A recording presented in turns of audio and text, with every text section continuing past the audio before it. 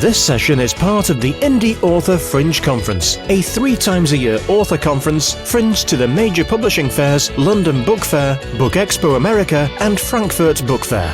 The Indie Author Fringe is run under the stewardship of the Alliance of Independent Authors, is organised by writers for writers and is free to attend. Let's see who's sharing self-publishing insights in this session. Hi everyone and welcome to Indie Author Fringe 2017. This is the first session of the Fringe this year. My name's Jerome Griffin. I'm an author and founder of Short E Publishing.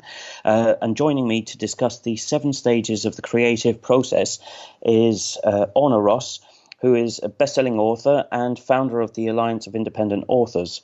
Good morning, Orna, and welcome.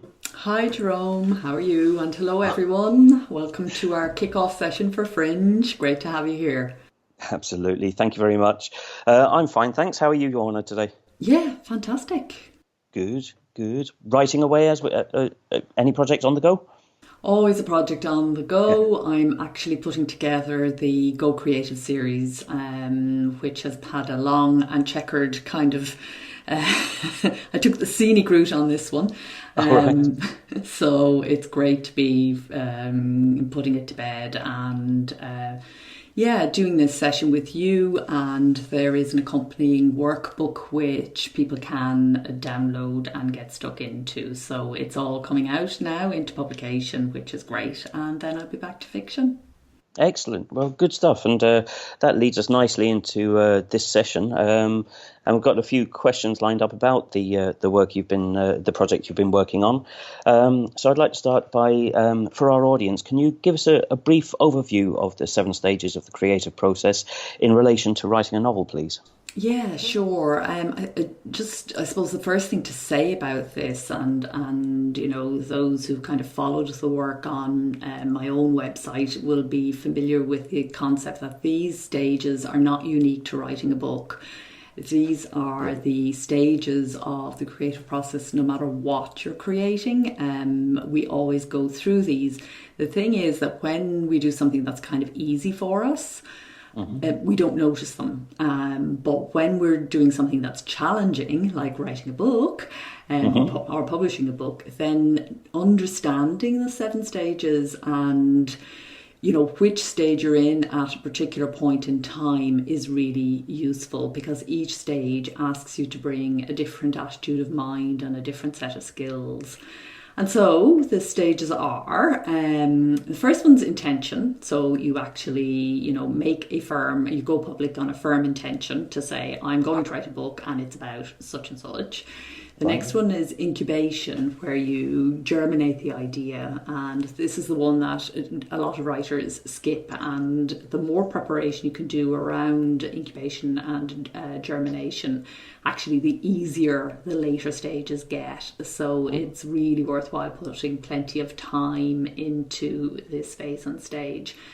The next one is investigation, and it goes hand in hand actually with germinating the idea. You investigate the idea, research it, and we're very familiar with the idea of researching, you know, in libraries, on the internet, what we conventionally think of as research. But research actually takes 3 different forms. There is that type of research, but there's also researching the imagination and researching the memory. And again, these are really key preparation stages that are great fun. And if you put the right amount of time and energy and approach into them, they make the next stage, which is stage 4, the making stage, the drafting, much, much easier. Okay. After drafting comes stage 5, which is elaboration. It's deepening the draft, making sure you've said everything you want to say. And then, and only then, should we start editing, the clarification and correction stage. And then finally, it's completion, finishing the work and letting go. And it's really surprising how many people can go through the first 6 stages and never finish. Finishing is a stage in and of itself. It needs its own particular kind of energy, and that's why you know, it's something that people don't necessarily understand clearly enough. Okay. Why do you think that is? Why do you think people get that far in the process and don't complete it? I think what happens, fear can kick in at that point. You know, if you're constantly kind of improving, in inverted commas, the work, then you don't have to put it out there. There is always something scary about putting a book out into the world, because of course then it's ready for everybody else to judge and criticise if necessary, review, you know, and you've to put it out there. So there, you know, for some writers, and particularly beginning writers, there is a sense that it's never good enough, and so there's a holding on that happens. Yeah, sure. Okay then. As well as the 7 stages of the creative process, you've broken these down into 3 grouped phases. Can you tell us a little bit more about that and why you think that's necessary? Well, I think it's useful, and I suppose that's another thing I'd like to emphasise, that both the 7 stages and the 3 phases are ways of thinking about what we're doing, and the aim is that it's useful. So if it is useful for you, use it, and if not, if you don't need it, then there's no need perhaps to go there. It's very often when people are blocked or getting stuck or it's taking too long that knowing about this stuff is useful. So in writing there are no rules. Nothing's absolutely necessary ever, you know, and we make up so much of what we do as we go along, and it's open-ended and exploratory. But thinking about your work, the 3 phases are vision, making and revision. And I think it's, again, useful to know which stage and which phase you're in. So the vision phase would be the intention, incubation and investigation. They kind of go together, and it can be very difficult to separate them. And so, you know, they belong very naturally together. And then the making phase, it's a very different energy that you bring to that drafting and deepening. It's, you know, a much more kind of conscious effort phase, whereas the vision phase, I think, is much looser, more organic, more exploratory. And then the final phase of revision, again, has a different energy. Clarification, correction, editing and completing require, you know, they fit very well together in terms of the energy and the skills that you're trying to bring to it. So, you know, I am very aware that as I'm talking about it, I'm making it sound terribly linear, and it isn't. It, you know, each of these 7 stages and each of the 3 phases, they meld into each other. They kind of interweave and loop around each other. I often think of it as being like a ceilidh or a barn dance, you know, kind of swoops and loops and, you know, yells and cries and, you know, hopefully moving in that sort of a musical way, but being free to move forwards and backwards. So, you know, as you're drafting, of course, you're also germinating and incubating and maybe doing another bit of research and, you know, maybe even going back to say, oh my goodness, this book isn't about what I thought it was about. It's actually about something else, you know. So it isn't linear. First I do this, then I do that. I mean, I'm sure you have the experience when you talk to people who have never written a book that they think, you know, you sort of sit down at your computer and you write the first word and you type all the way through all the chapters until the last word. Well, there may be some writers who do that, but they are. I'd like to meet them if they are. Yeah, I don't think I've ever met anyone who does it. Actually, I did years ago meet one writer who had it all in the head first and then put it all down and needed very, very little revision. But they were short books and novellas, really, and it's most unusual. Most of us are work as if it was like a kind of a jigsaw, on a bit over here and then a bit down there, and then it all comes together in the end by some kind of mysterious process that we don't fully understand. Yeah, absolutely.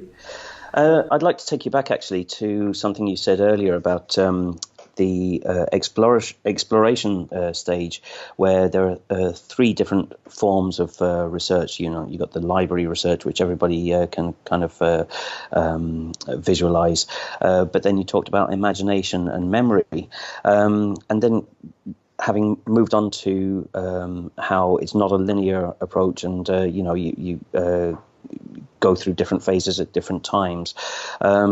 Just want to talk about the side of research where, if people come across things that make their work factually inaccurate, or it suddenly doesn't make sense, how you can get past that. I mean, obviously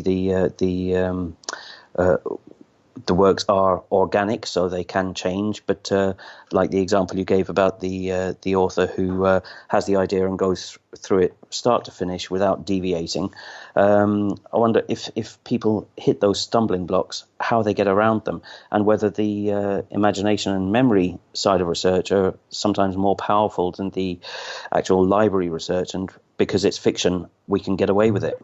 Or how do you feel about that? Yeah, I definitely, it's so interesting you're asking this question because of where I am in my own fiction writing at the moment. Actually, I'm in the middle of a trilogy about the poet W.B. Yeats, and it's a fictionalized biography, so certain parts of it are invented, but a lot of it is tied to what really happened. And what the experience of writing this book has done for me more than anything else is I will never do this again. It's so hard in comparison to the freedom and the fun you can have with fiction. And so, sometimes I think authors get bogged down a little bit in research and getting everything right, and a little bit concerned about that critic who will say, particularly, historical fiction writers or people who are writing in a factual world, worried that somebody is going to find some detail that isn't exactly right and so on. Yeah.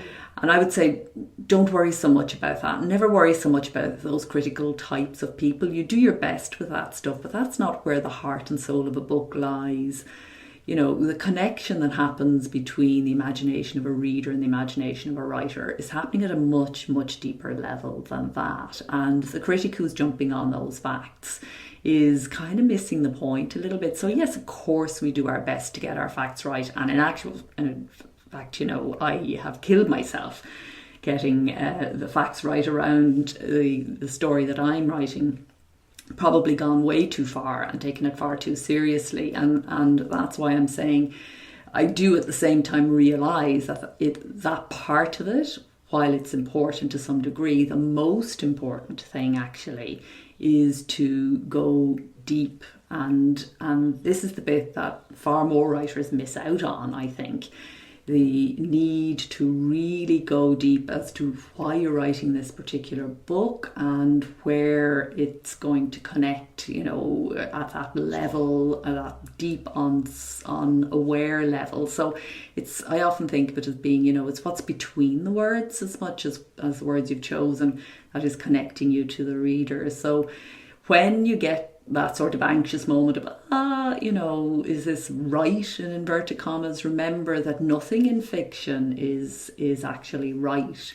And even in non-fiction, it's all filtered through the perception of the writer and the reader. It's that connection. It takes a great reader to make a great book as much as good writing and so on.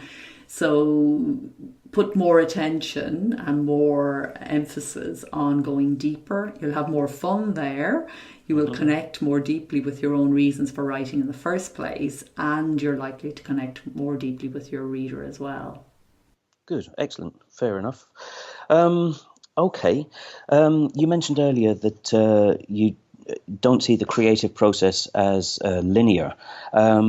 But particularly for aspiring authors out there, would you recommend they try and keep it as linear as possible? And is it something, well, you've said yourself you don't do that, you dip back and forth between the different stages. But do you think as an aspiring author it's worthwhile trying to keep it as organised and linear as possible, or to just go with the flow of it? I think whatever is producing words is what you should do, once you get to the producing words part of the process. But I definitely think understanding that it does happen in a staged way and understanding those stages and what they are asking of you will make your life a lot easier, and you'll have more fun. You won't hit that horrible place where you don't know what to write, where you're sitting down and you're staring at the screen and nothing is coming. If you follow the stage approach, then by the time it comes to writing, you're absolutely dying to write. You've held yourself back for a long time. And when you sit to do your draft, the job is very different. So in the workbook that accompanies this session, you'll see that the sorts of skills that you're drawing on when you're drafting are very different. And then you can just kind of go with those because you will already have satisfied a great deal of your other needs in the first 3 stages. So I would really recommend, it's like one of these things where, it is the best advice I can give, and I try to keep it myself and don't always. But you won't always either, and that's okay, but it's definitely good guiding principles.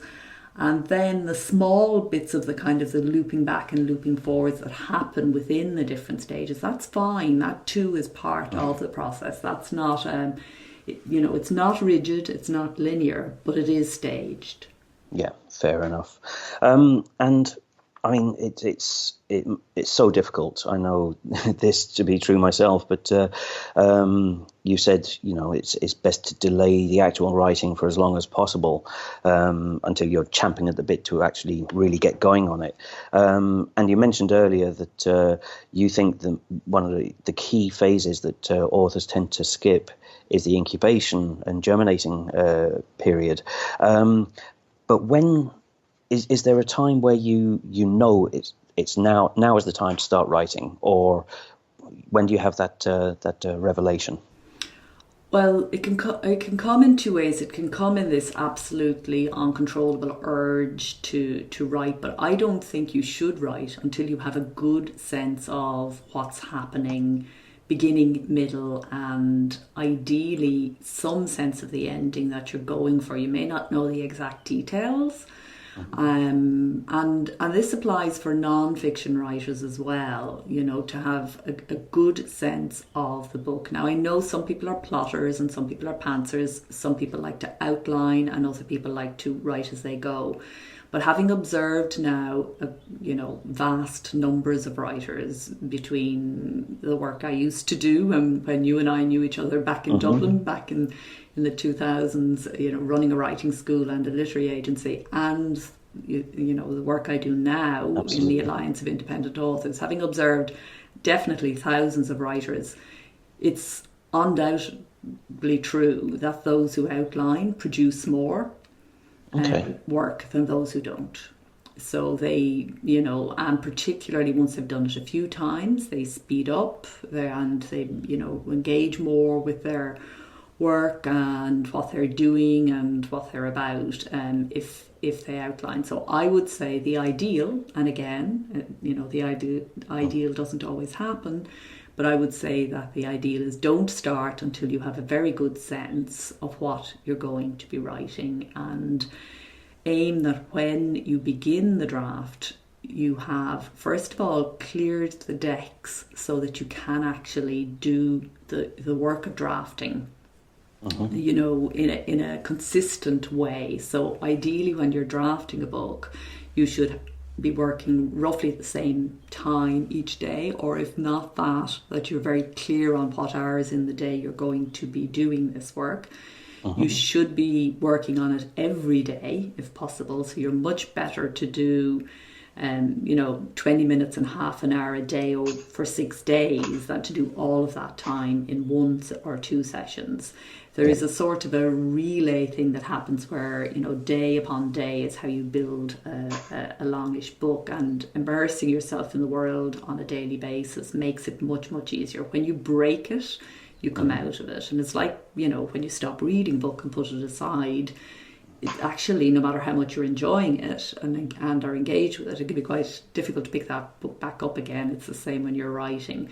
So the drafting stage needs, you need to prepare for it in your life, and also having an outline there so that you know what you're aiming for. And also knowing that it will change as you go. So you're holding those two contrary things in mind all the time, and they're equally important, and you balance them. And then never sitting down to actually draft until you know what you're going to write in that session. So you don't sit down and stare at the screen with no idea of what's going to come. You actually have a clear idea before you sit down. You know roughly how many words you're going to do and what you're going to be writing about. And again, it may go in a different direction, and that's okay. But that's the best way to prepare for it. So so starting then, to answer your question, the point at which you should begin the draft is the point at which you've cleared the time and space in your own life to do it, and you've got a reasonably clear idea of what you're setting out to do. Fair enough. And so being as organised as possible and having that time and space keeps people motivated, I guess, to complete the draft, and it stops them getting disillusioned, or it helps prevent the disillusionment. Absolutely, and keeps the nerves on the inner critic is kind of kept happy. So an energy rises if you do it in that way. If you've prepared well by doing good prep in the first 3 stages, there's an energy that then rises and carries you through. It can be hugely exhilarating, actually. I know that Rachel Aaron, who wrote the book about moving from doing 2,000 words a day to 10,000 words a day or something, she talks very much about the exhilaration when you actually are drafting, and when you get into that stage of being able to really kind of write, a lot at speed, which is what you're aiming for in the drafting phase.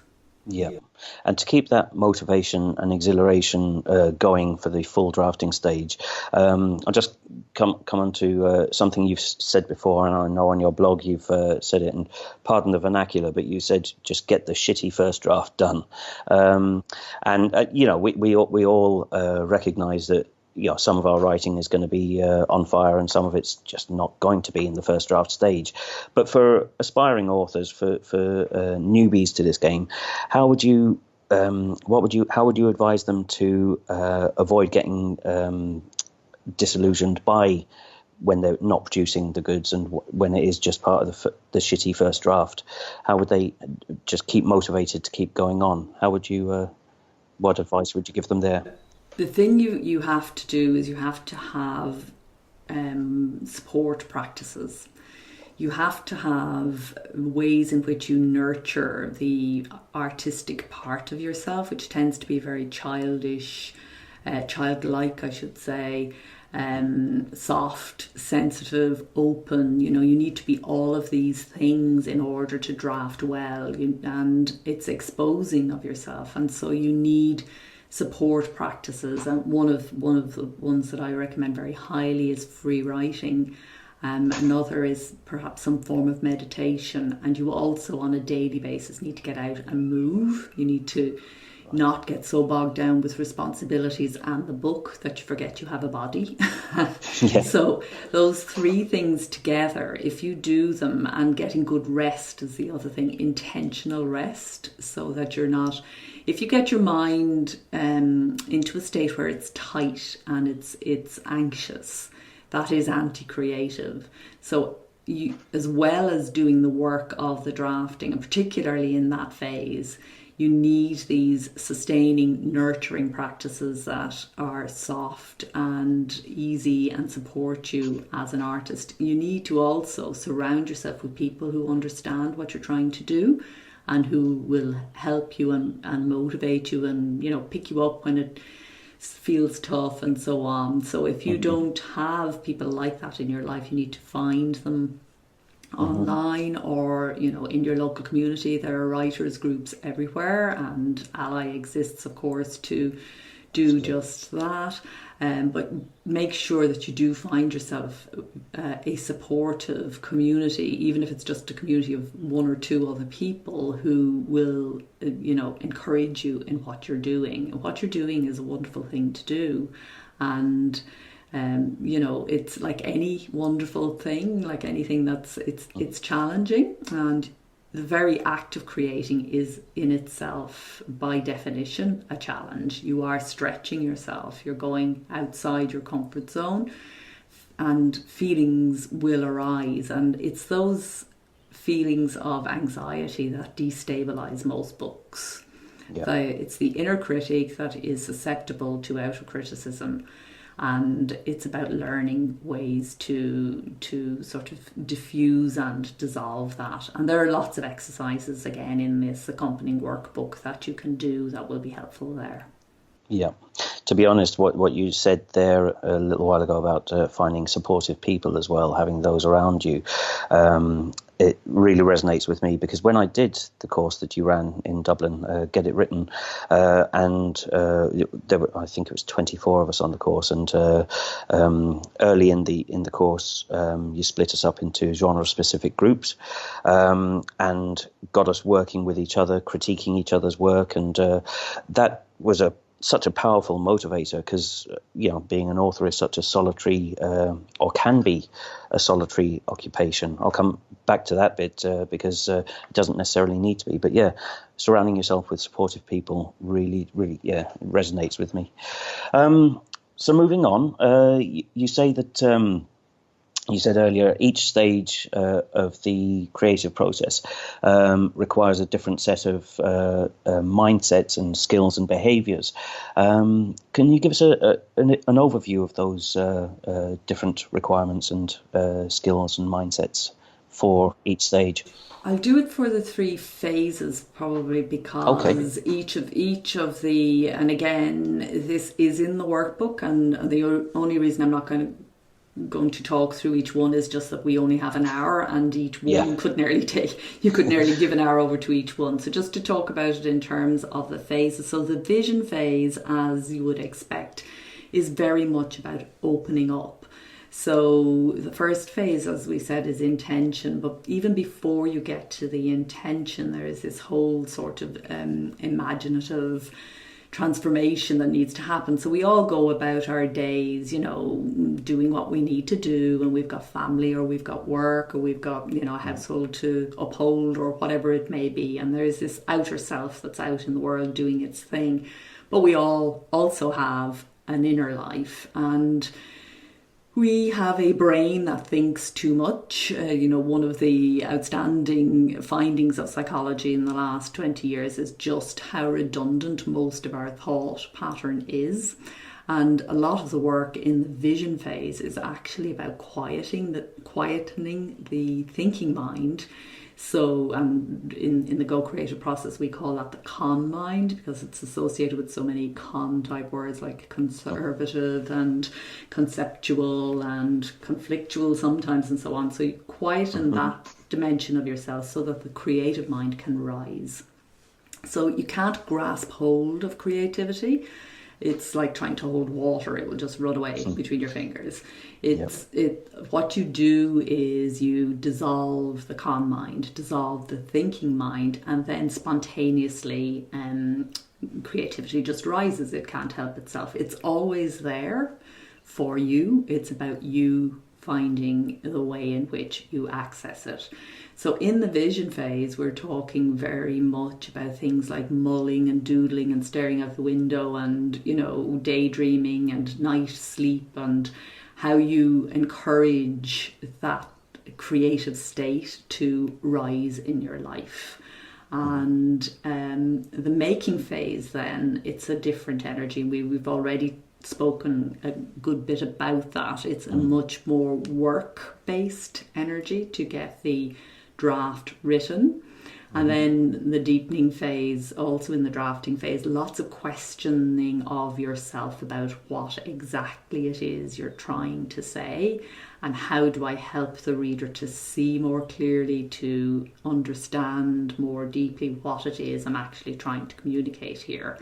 So that will be the drafting and deepening. So it's a much more, in this phase, you continue to nurture your creative self. Of course you do, but you've also got to bring in the skills of discipline and commitment and selection. So you're going to need to probably say goodbye to certain things in your life, that the book is going to take the time and space that things like maybe television or hobbies or certain friends or whatever it might be, you're going to have to kind of put that aside for a while and really commit. And there's a focusing and an attention that happens in this phase that feels very directed, whereas in the vision phase you're encouraging an openness. In the making phase you're encouraging a focus and a direction.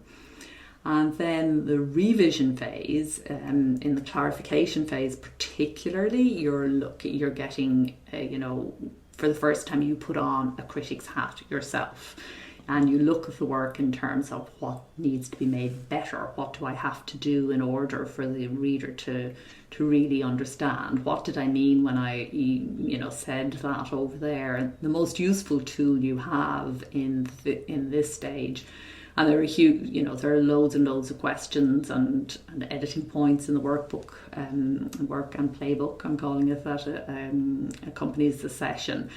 Loads of things to look out for as well. You're looking at things like spelling and punctuation, and your most useful tool is the delete button. You have overwritten in inverted commas shitty first draft, and then you've deepened it hopefully, and you've overwritten again, and that's the job in the drafting and deepening, is to create, to produce, to put down as much as you can. It's a down draft. You're doing it for you. You're getting it down so you see what you're actually saying. Until you have that first draft complete, you don't actually know what you're saying.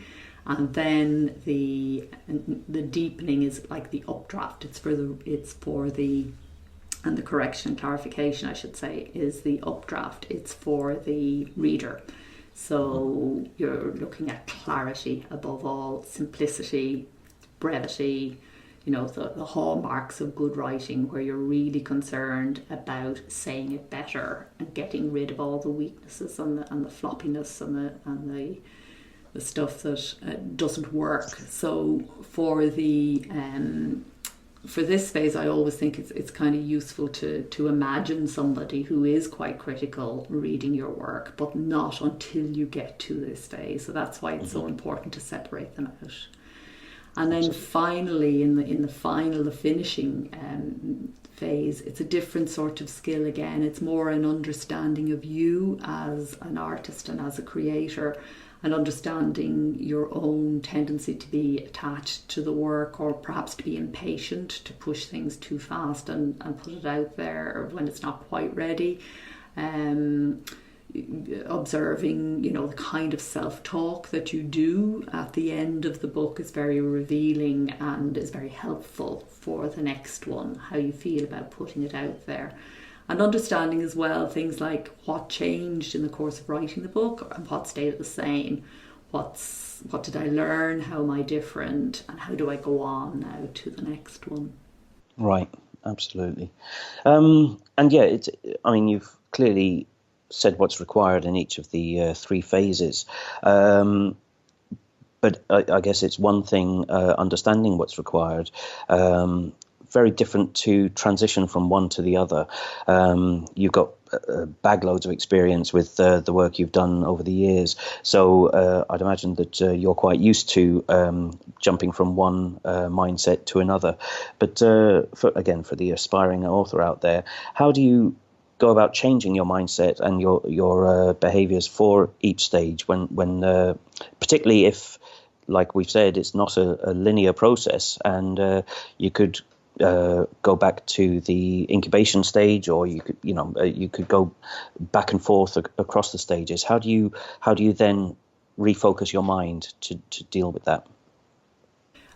One part of it is what we spoke about earlier, which is the nurturing practices that keep us strong and keep our mind big, so we stay in big mind, and the smaller anxieties and things that are kind of niggling at us, and our own tendency to distract ourselves and not to do the work, because resistance is something that we haven't quite discussed, but has been present in our conversation since the beginning.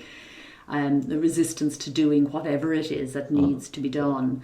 So sometimes, when you should be drafting, it would be much easier to just go off and, go over here and do a little bit more research. And so it's more and more, I think, about recognizing that in yourself and allowing the big mind to just observe it. When you observe it, that in and of itself is often enough. I think what derails people more than anything else is that they're not aware of these stages. And because they are unaware that these even exist, they're very confused and they can become overwhelmed. So certainly the first stage is awareness. What is my task here at this point in time on this project? What am I actually supposed to be doing? And secondly, aware of your own tendencies to resist, which is universal. Always when you're making something that matters to you, resistance is part of the process. So you need to know that resistance exists, but more importantly, you need to know how it presents itself for you. So again, it's about developing that part of yourself that is the observer. So again, what I would see looking at people, looking at a lot of writers across the board, those who have a nurturing practice that keeps big mind, observer mind, artist mind, whatever you want to call it, the create state active in them, be it a meditation practice, yoga practice, running, whatever it might be, whatever is your thing. Those that have that cope with the universal resistance that rises, cope with knowing what they're supposed to be doing at a particular time and getting on and just doing it. And those that don't get caught in the small mind. So the practices that sustain you, number one, and knowing what you're supposed to be doing, and in a sense bring, like in a meditation where you bring yourself back to the breath each time, it's about bringing yourself back to whatever it is you're supposed to be doing at that time. So in order to do that, you need to know what it is you're supposed to be doing at that time. And that to me is stage one anyway, just getting to understand where you are in the project, what it is asking of you and what you're supposed to be doing. Mm-hmm. Okay. And I mean, following on from that, I know you've devised quite an extensive list of exercises and techniques for authors to help them through each stage of the creative process. I mean, we've touched on some already, meditation and whatnot that you've talked through. I know when I did the course in Dublin, one that I've used since that I just thought was brilliant was sitting on the couch and getting your characters to talk to their therapist. And, it brings out a backstory. It brings out so many great things about the characters. But can you give us a couple of examples of other techniques that and exercises that you think would be useful for authors to get over stumbling blocks that get in the way of their writing? Yeah, I mean, there are so many, and I've selected some of the most effective ones for the workbook. And I do want to distinguish between the kinds of practices I've been talking about there a moment ago, like running, meditation, yoga, free writing. They're kind of support practices. And then what we have in the workbook are actually very specific exercises that apply to each stage, if you like, so that draw out. You don't need to know what skills do I need for this stage. You just need to do these exercises, and by doing it, you will kind of have your you'll be applying the skills to it. So in terms of, for example, the incubation stage, there is a recommendation to go on a word diet where you stop actually reading. Don't read any newspapers, books, magazines, and as little as possible on the internet, anything that doesn't actually apply to the work that you're working on. So that would be just a kind of exercise that doesn't require you to actually do some writing. There are loads of exercises here where we actually ask you to write specific things in and around your project. In the investigation phase, looking at other books that people have written that you love, but reading them twice, first as a reader, as you normally would, but then when you're finished as a writer. Looking at what the writer actually did to achieve the effects that you think are worthwhile in the book. So really breaking it down and looking at the sentence structure and the size of the paragraphs, the rhythm of the book, the pacing, where certain things happened, mannerisms and favourite words, all these kinds of things that go on in a book. And by observing it closely in somebody else's writing, you develop the ability to observe this in your own.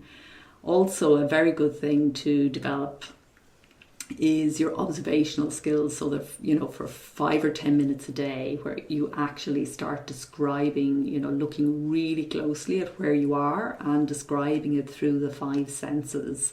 So what you're seeing, smelling, tasting, feeling, and so on. So getting very, very specific about what you're seeing, and then just dropping that, but developing the ability to describe what's going on around you in words and thinking about developing the 5 senses.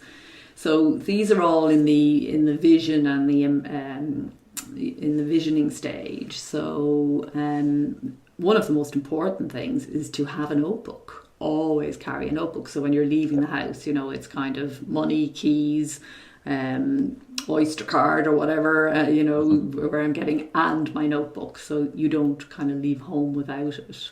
Mm-hmm. And then in terms of, when you're drafting, there's some exercises here about how you can actually control the critic. And Annie Lamott's one where she drops the voices into a jar is any of you who have read Bird by Bird, that's a very useful sort of exercise.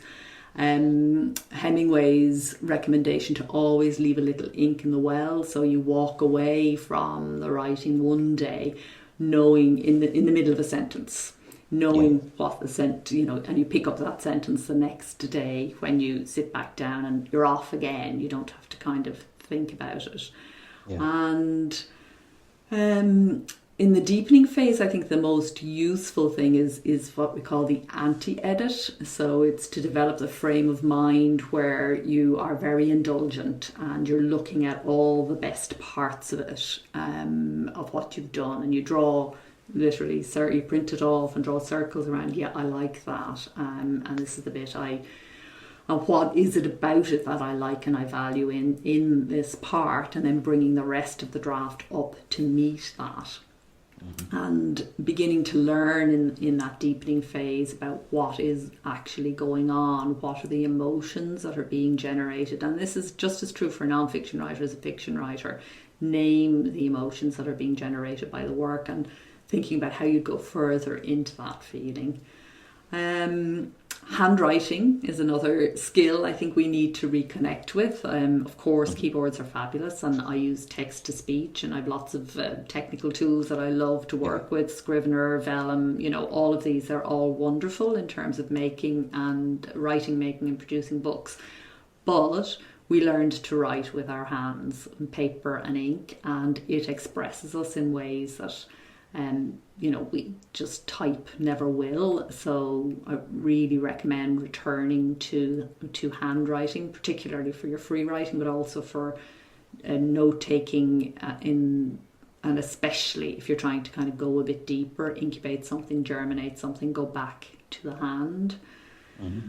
And and then they're just in the workbook. Too many to kind of list off now, but there are just loads and loads and loads of questions that you can ask yourself about the book to ensure that you're bringing out as much as you possibly can. Yeah. Like I said, it's a pretty extensive list you've devised, and I think even just using a handful of them would help any author along the way. Right, as part of the completion stage, Orna, you recommend getting a second opinion on any work.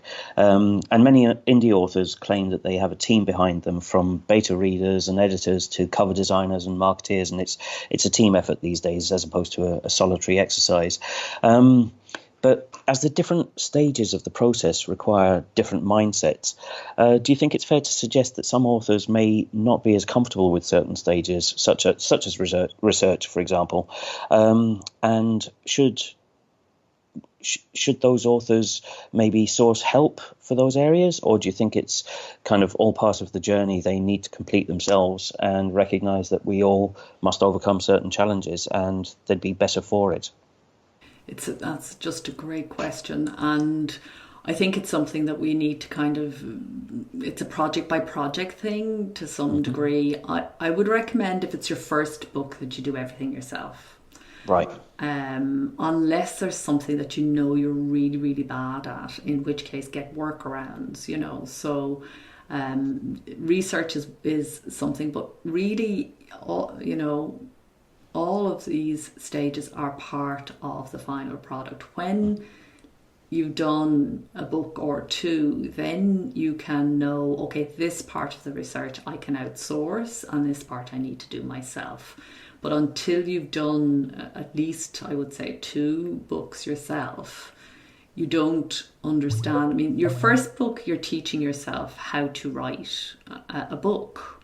And, how to write a book is not an easy thing to do. If it was easy, everybody would be doing it. And contrary to what we think, not everybody is writing a book these days. Yeah, or lots of people are starting books, but how many people are finishing all the way through to an edited piece of work. I think you have to kind of, for the first. Now, when I say have to, again, advisable. There are exceptions to everything, and I'm thinking of non-fiction writers here.